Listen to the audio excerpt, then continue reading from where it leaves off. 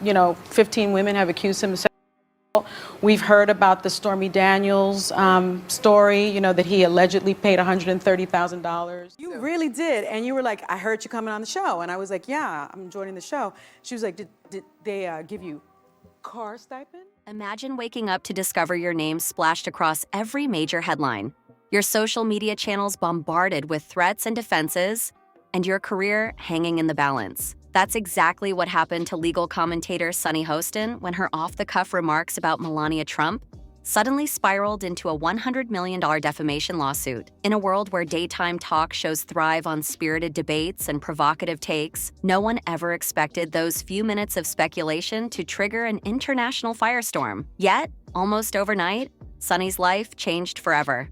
Rumors swirled about advertisers abandoning her show, friends turning on her, and even a shocking decision to board a plane and leave the United States. The spectacle was immediate, dramatic, and for Sunny, terrifying. How did this daytime TV routine become a phenomenon so intense that it forced a beloved public figure to flee her homeland, at least temporarily? Strap in, because this story exposes just how quickly a casual conversation can become a life or death battle in the court of public opinion. Each twist peels back another layer of sensational allegations, legal complexities, and the merciless nature of internet frenzy. One minute, Sunny's cracking jokes about celebrity branding. The next, she's slapped with a legal assault worth more money than most of us could imagine. If you've ever doubted how powerful words can be, this saga will prove just how razor-thin the line is between honest commentary and defamation claims that can wreck lives. Before the lawsuit, before the headlines, Sunny Hostin was simply doing what she was known for, providing a legal perspective on her daytime talk show. The segment started innocently enough, just a group of familiar faces discussing how celebrities monetize their reputations, especially around charitable projects or endorsements.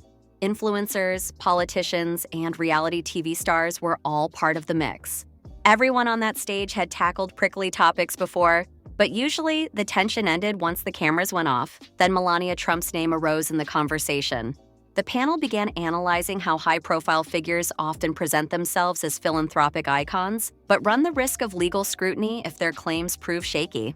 Sunny, drawing on her background as a federal prosecutor, talked about how courts can investigate whether such public figures truly deliver on their charitable promises. She wasn't directly accusing Melania of wrongdoing. Rather, she was outlining the hypothetical risk for anyone, particularly someone as prominent as a former First Lady, who might overstate or misrepresent a philanthropic venture. Yet, the nuance of Sunny's explanation didn't matter once the sound bites hit social media. Right? They had a vision of how do we create community and create a space where we are welcome in a country where we are not welcome.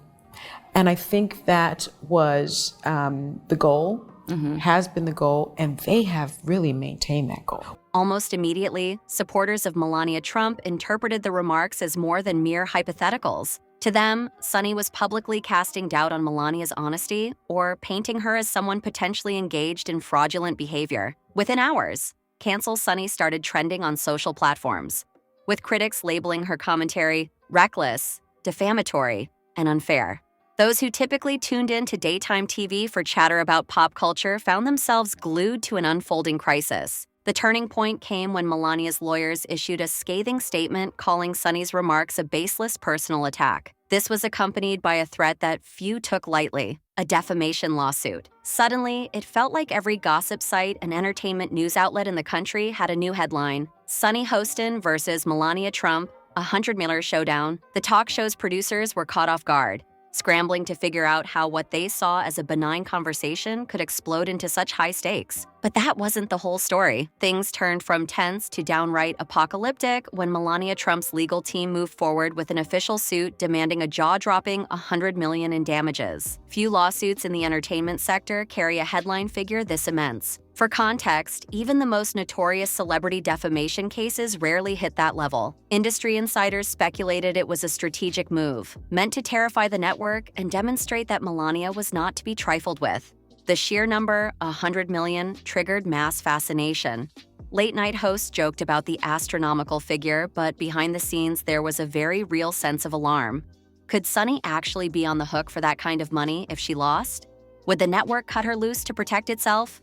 Fans of the show launched the Bar I Stand With Sunny hashtag in response to RHI Cancel Sunny, arguing that a free press was under threat if talk show hosts could be personally sued for analyzing a public figure's reputation. Meanwhile, Sunny's critics insisted she had crossed a line, using her platform to make insinuations without hard evidence. The legal action swiftly evolved into a media frenzy. Rival talk shows set up panels to discuss whether Sunny's remarks amounted to defamation or were simply spirited debate. Pundits parsed every word, anxious to uncover any subtle hint of malice or recklessness that could bolster Melania's case. Tabloids ran stories claiming to have inside information about Sunny's mental state, finances, and supposed meltdown behind the scenes. The sense of panic was palpable, and it only got worse when cracks began to show in the show's once unified front. Producers toyed with the idea of an on-air apology, or at least a clarification from Sunny, hoping it might lower the temperature. But a faction within the network argued that any such move could be interpreted legally as an admission of guilt.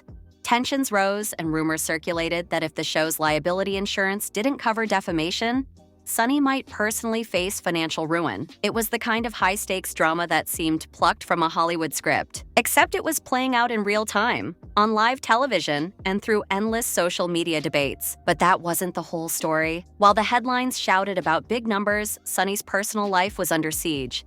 The barrage of hateful messages took a toll on her family. Friends worried about whether Sunny could weather the mental strain. Although she had once prosecuted serious cases involving violent crime, nothing prepared her for becoming the target of a high-profile public attack. Even seasoned colleagues noted that defamation lawsuits typically dragged on for months, sometimes years, tying up tremendous resources and fueling more headlines. Inside the network, leadership weighed their options. Some executives voiced concern that the show's brand was taking a damaging hit. I was reluctant to share it, actually. I Why? will tell you, because I knew that it would get pickup. I knew that it would be Sunny Hostin from The View. And So what? I know. But this happened to you. You weren't lying. It happened, but I will tell you, right after it happened, I went over to Joy Behar's house.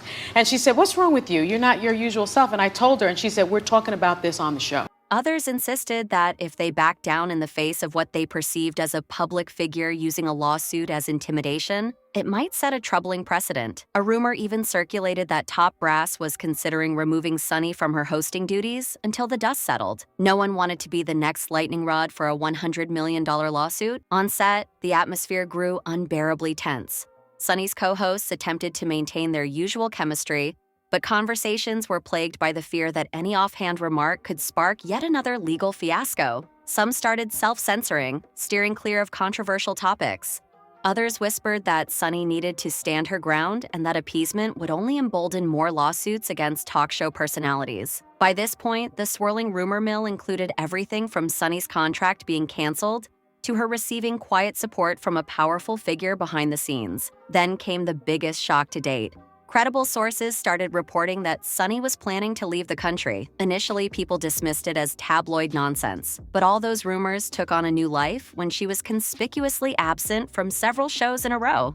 Producers claimed she was on a long-planned vacation, yet fans weren't convinced. But that wasn't the whole story. When pictures emerged of Sunny Hostin at a European airport, sporting sunglasses and a scarf to cover her face, the internet exploded. In less than an hour, hashtags like defamation, Sunny FLEES, and Mawan Barney, legal fugitive, were trending. Critics pointed to her departure as evidence of guilt, claiming she was trying to dodge the lawsuit. Supporters argued she had every right to escape the relentless pressure and gather her thoughts away from the all-consuming American media storm. The speculation became so intense that Sunny's publicist felt compelled to release a statement insisting she was merely taking a previously scheduled family trip. Few believed this was coincidental. Almost immediately, Melania Trump's lawyers seized on the optics, accusing Sunny of potentially obstructing the legal process by traveling abroad. Media outlets latched onto the story with fervor, painting a dramatic picture of Sunny as a talk show host on the run. Legal experts jumped into the conversation to clarify that leaving the country doesn't automatically halt a defamation proceeding. In today's digital age, remote depositions and electronic filings are common. Still, the sheer drama of a major TV personality skipping town in the midst of a $100 million suit was too juicy for tabloids to resist. Conspiracy theories flew. Some claimed she was stashing money overseas, others that she'd found a high-powered European law firm to represent her.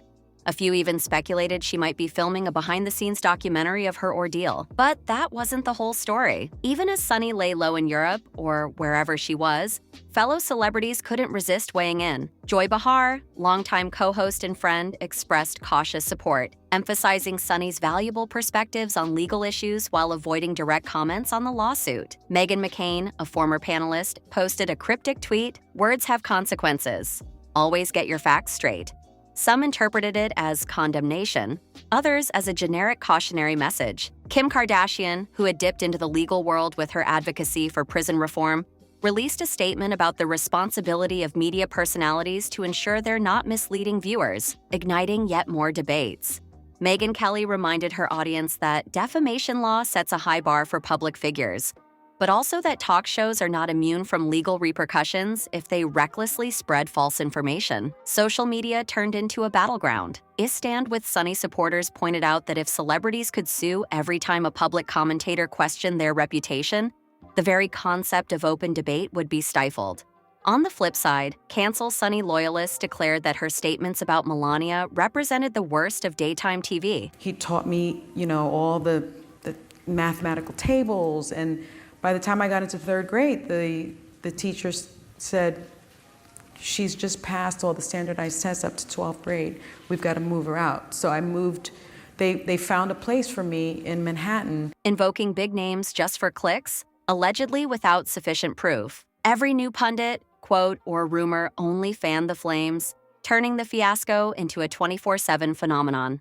Talk shows across the dial jumped at the opportunity to dissect the legal intricacies of defamation suits. Segments racked up record ratings. Legal analysts debated whether Sunny's on-air remarks were indeed defamatory, or if this was simply a high-profile figure leveraging a massive lawsuit to quash critical voices. Underneath all of this noise was a quietly growing concern. Had the rules of daytime TV changed forever? But that wasn't the whole story. Inside network headquarters, an epic scramble was underway. Executives huddled with legal teams, trying to decide on the best course of action. Some wanted to issue a robust defense, painting the lawsuit as baseless and reaffirming Sunny's right to offer legal commentary on public figures. Others feared that such a bold stance might escalate the conflict, giving Melania's lawyers fresh ammunition. Meanwhile, advertisers started to feel uneasy. Some paused their sponsorships, waiting to see how the situation would unfold. The show's producers faced a brutal choice: stand by Sunny or cut her loose to mitigate the risk. Everyone knew that losing advertisers was the fastest route to cancellation, and the $100 million figure loomed menacingly over every conversation. As tensions rose, a wave of staff turnover began to ripple through the show's production team. Junior producers whispered that they had never seen anything like this level of panic. Marketing departments were ordered to find ways to spin the story favorably, but every attempt only seemed to fuel more speculation. In a last-ditch effort to maintain calm, some suggested that Sunny appear via satellite from her vacation spot, wherever that might be, to clarify her remarks. But the idea died quickly. Appearing on screen, possibly from a European backdrop, might only heighten the sense that she had indeed fled the country because she feared the lawsuit. Still, viewers demanded answers. Why wasn't Sunny on the air? Was she returning? And would the network stand behind her if the lawsuit ramped up further? Each new day brought a fresh round of headlines, each more dramatic than the last. And still, the question lingered: what next? But that wasn't the whole story. While the broader world debated the ethics of hosting a talk show under the threat of a massive lawsuit, Sunny grappled with an emotional whirlwind. She had made a name for herself as a sharp legal mind and empathetic personality, a woman who'd prosecuted serious crimes yet managed to remain relatable to her audience. Now, she was effectively in hiding, her professional reputation hanging by a thread. Friends close to Sunny noted that she struggled to sleep, haunted by the possibility of financial ruin and public disgrace. Others claimed she felt betrayed by certain co-hosts who seemed to distance themselves to avoid legal entanglements. The few glimpses the public got of Sunny, through paparazzi snapshots or cryptic social media updates, revealed little. Speculation roamed free. Was she negotiating a settlement from abroad or simply taking time to decompress? Meanwhile, the legal machinery churned on. Motions were filed in court. Lawyers on both sides exchanged heated briefs, with Melania's team adamant that Sunny's statements went beyond typical talk show banter into the realm of malicious defamation. You really did, and you were like, "I heard you coming on the show," and I was like, "Yeah, I'm joining the show." She was like, "Did they give you car stipend? I was like, no.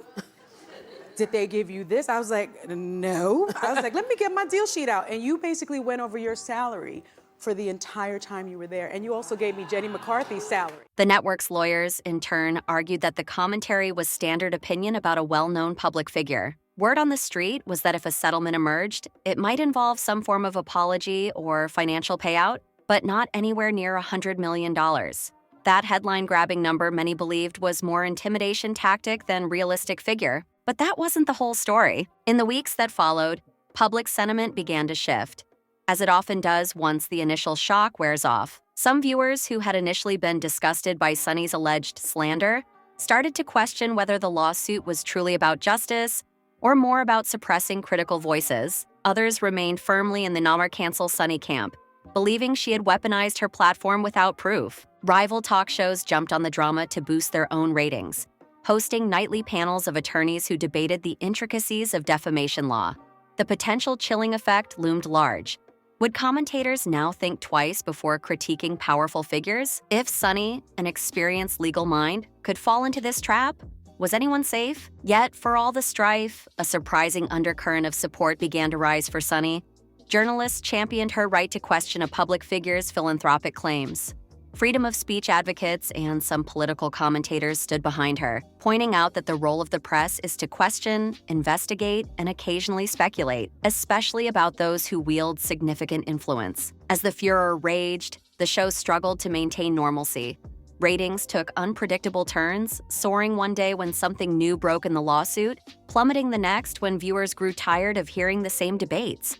Producers carefully steered clear of mentioning Melania Trump or any philanthropic controversies. The entire fiasco hung over them like a dark cloud, affecting every editorial decision. But that wasn't the whole story. Eventually, the lawsuit ground toward a potential settlement. Media insiders hinted that behind closed doors, negotiations were underway to avoid a high-profile trial that could drag both parties through months, if not years, of toxic publicity. Rumors swirled about whether Sunny would publicly apologize on air or in a written statement, or if the network would cough up a hefty sum to make the ordeal vanish quietly. Some believed Melania was primarily after a retraction, wanting to safeguard her reputation above all else. Speculation also grew about Sunny's possible return to the show. Would she rejoin the panel if the lawsuit ended? A portion of the audience yearned for her comeback. Sympathetic to her ordeal and missing her incisive commentary, others felt her credibility was irreparably tarnished. When glimpses of Sunny finally reappeared on social media, pictures of a calm European coastline, a short note about reflection and regrouping, fans interpreted them as a sign she might soon step back into the limelight. The eventual resolution remained a mystery for a time, but leaked documents hinted that the settlement might include a statement clarifying Sunny's original intent, though it fell short of an explicit apology. 15 women have accused him. We've heard about the Stormy Daniels story, that he allegedly paid $130,000. Were you pissed that she canceled on your show? I was. Only because, we're a very supportive environment for women. I think any guest will tell you that. While no official figures emerged, insiders whispered that the final payout was nowhere near $100 million if any payout happened at all. Rather, it was an acknowledgement that lines of communication had crossed and that both parties wanted to move forward without protracted battles in the press. But that wasn't the whole story. Then one morning, viewers tuning into the show were stunned to see Sunny Hostin's familiar face appear on screen. She looked composed, yet visibly affected by the ordeal. In her opening remarks, she spoke about the experience in measured tones, noting that the situation had been deeply stressful and that she had taken time away to protect her family and mental health. She acknowledged that discussing powerful public figures on national television carries serious responsibility, and she reiterated her commitment to rigorous fact-checking and fair commentary. The homecoming prompted a surge in viewership. Supporters rejoiced that she was back. Critics angrily insisted she had caved under pressure, yet the show's dynamic felt altered. Discussions about celebrity controversies now came with disclaimers, couched in conditional language. Co-hosts who once spoke freely showed new caution, aware that a single stray sentence could land them in a legal quagmire. Still, life marched on, new headlines replaced the old ones, and fresh controversies emerged to capture the public's attention. Gradually, the mania around Sunny's legal debacle subsided. she continued to share legal insights, though at times with a slightly more measured approach. Behind the scenes, producers reevaluated their approach to high-profile subjects, implementing stricter editorial guidelines. In the months that followed, media law scholars dissected the entire saga, pointing out how it showcased the volatile intersection of free speech, entertainment, and public figures' reputations. Some predicted that defamation lawsuits against talk show hosts might become more common, now that this high-profile case had shown the potential for massive payouts and extensive publicity. Others concluded that this was a one-off meltdown fueled by social media mania, unlikely to be replicated. Regardless, the image of Sunny Hostin hurriedly walking through a European airport remains seared into the collective memory of daytime TV watchers. It symbolizes how quickly everyday banter can morph into a multi-million-dollar legal nightmare. Whether one sees her as a victim of an overreaching lawsuit, a commentator who spoke too brashly, or a bit of both, the saga underscores a harsh reality. In the 21st century media landscape, words are bullets. When they hit the wrong target, the fallout can be catastrophic. The story of Sunny Hostin's $100 million defamation debacle is more than a headline-grabbing scandal. It's a modern parable about the power of words, the fragility of personal reputation, and the unpredictable wildfire that can rage when high-profile figures collide with the instant, omnipresent force of social media. One moment of commentary, whether interpreted fairly or unfairly, can disrupt entire industries, test friendships, and push even the most poised individuals to consider drastic measures, like fleeing the country. In the end, the lawsuit came and went, and Sunny's brief absence became a chapter in her life rather than its final act. Yet the reverberations continue. Talk show hosts, network executives, and indeed all of us who share our opinions on public platforms are left to wonder, how free are we truly to speak our minds without risking ruin? The next time you hear a quick quip or bold speculation on daytime TV, remember the cautionary tale of Sunny Hostin's international departure. If nothing else, it serves as a sobering reminder. Words wield an influence that can shake the world, and no stage is so small that it can't become ground zero for a global controversy.